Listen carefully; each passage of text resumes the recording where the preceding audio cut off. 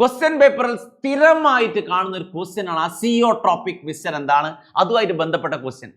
Azeotropes എന്താണ്, അല്ലെങ്കിൽ minimum boiling azeotrope എന്താണ്, മാക്സിമം ബോയിലിംഗ് അസിയോട്രോപ്പ് എന്താണ്? നിങ്ങൾ പ്രീവിയസ് ക്വസ്റ്റ്യൻ പേപ്പർ ഒക്കെ എടുത്ത് പരിശോധിച്ചാൽ സ്ഥിരം നിങ്ങൾക്ക് ഈ ക്വസ്റ്റ്യൻ കാണാൻ പറ്റും. അസിയോട്രോപ്പ് എന്താ വെച്ചാൽ ഇത്രയേ പറയുള്ളൂ: constant boiling mixture, component cannot be separated by distillation. ഒന്നുമില്ല. 96% എത്തനോൾ വാട്ടർ മിക്സർ എടുക്കുക. എത്തനോൾ വാട്ടർ മിക്സർ, ഈ 96% എത്തനോൾ വാട്ടർ മിക്സറിന്റെ ബോയിലിംഗ് പോയിന്റ് എന്നാൽ എത്തനോളിന്റെ ബോയിലിംഗ് പോയിന്റിനേക്കാളും കുറവാണ്, വാട്ടറിന്റെ ബോയിലിംഗ് പോയിന്റിനേക്കാളും കുറവാണ്.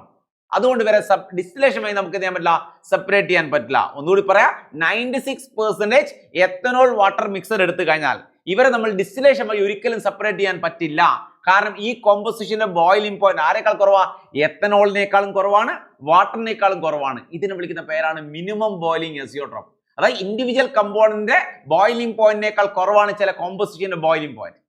ഇനി 68% നൈട്രിക് ആസിഡ് വാട്ടർ മിക്സർ എടുക്കുക. 68% നൈട്രിക് ആസിഡ് വാട്ടർ മിക്സർ.